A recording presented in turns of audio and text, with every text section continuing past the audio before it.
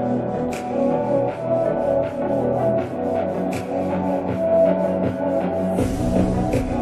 Hello guys, हमारे पास 1036 के spoilers आ चुके हैं। हम आज वन पीस का मांगा 1036 पूरा डिटेल में इस वीडियो में आपको बता देंगे। तो चलिए चलते हैं हमारी वीडियो की तरफ। इस मांगा के स्टार्ट में हमें दिखाया जाता है कि जोरो ने किंग का एक विंग काट दिया है और किंग डिफीट हो चुका है।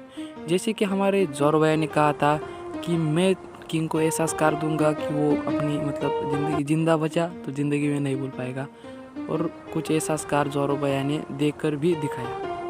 मैंने तो इस फाइट से कुछ ऐसा एक्सेप्ट नहीं किया था, क्योंकि मुझे लगा योंको का फर्स्ट कमांडर फर्स्ट मेट कुछ ज़्यादा ही हाई लेवल का होगा जोरो से। पर जब से टाइम स्किप हुआ है, जोरो एक बार भी ऐसी कंडीशन में नहीं आया कि वो लूज हो जाए, डिफीट हो जाए। क्योंकि आपको तो पता हो जितनी भी फाइट हुई उनमें पीका की फाइट लेटेस्ट है, और उसमें भी जोरो ने इजीली पीका को कट कर दिया था। तो सिर्फ पीका की साइज़ बड़ी होने की वजह से थोड़ी वो फाइट भी इंटेंस हो गई थी, और जोरो ने उसे भी आराम से हरा दिया था। और अपोनेंट की लेवल देखते हुए पीका और किंग में तो ज़मीन आसमान का फ़र्क है भाई।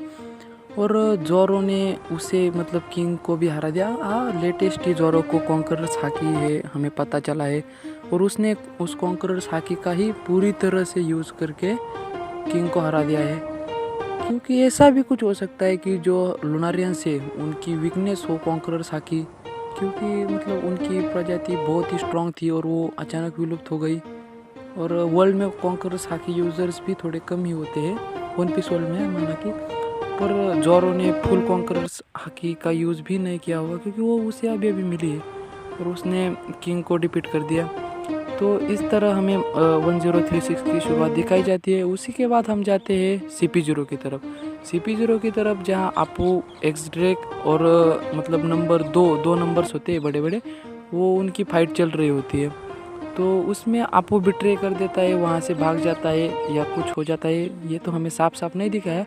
पर एक्स ड्रेक और एक नंबर एक नंबर आपू के साथ भाग जाता है, और एक्स ड्रेक और एक नंबर जो रहता है वो डिफीट हो जाते हैं। और आपको पता था एक्स ड्रेक की पावर लेवल भी कुछ अच्छी है, और CP0 रॉब लूची ने उसे डिफीट कर दिया।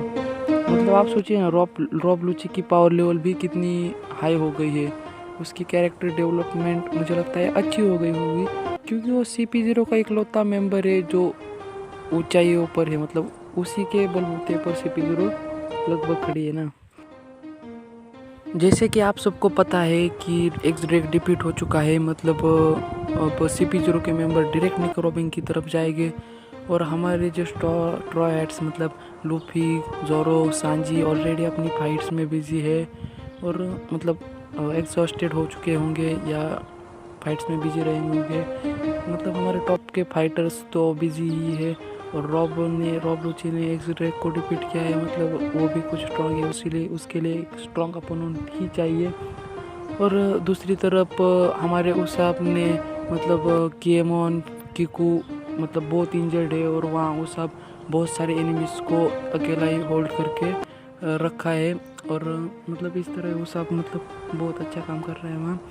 और दूसरी तरफ CP0 के मेंबर्स निको रॉबिन को इजीली कैप्चर कर सकते हैं इस फाइट के बीच में। तो क्या ट्विस्ट होगा कि जिससे निको रॉबिन बच पाएगी।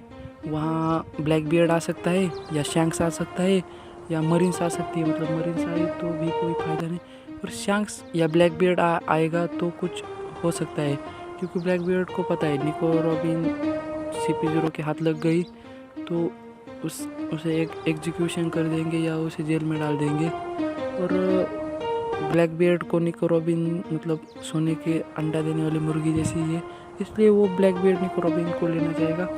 और देखते हैं आगे क्या होता है, ओडा के मन में क्या है और ओडा क्या करेगा हमें भी नहीं पता। और उसी के आगे हमें दिखाया जाता है। हम जाते हैं यामाटो की तरफ। यामाटो जो भाग रही होती है नीचे गोडाउन की तरफ, जहाँ सब गोला बारूद रखा हुआ होता है, उसी के दरवाजे पे एक और नंबर खड़ा होता है। और यामाटो के साथ हमारा फुगा जो नंबर है वो यामाटो के पीछे भाग रहा होता है। यामाटो फुगा को कहती है तुम इस दरवाजे वाले नंबर को संभालो। तो हमें यहाँ 2 नंबर्स की फाइट दिखाएगी अगले मांगा में। अभी वो स्टार्ट नहीं हुई है, पर अब पुगा वर्सेस वो आर्सेनल के दरवाजे पे जो जायंट है उसकी फाइट हमें दिखाई जाएगी।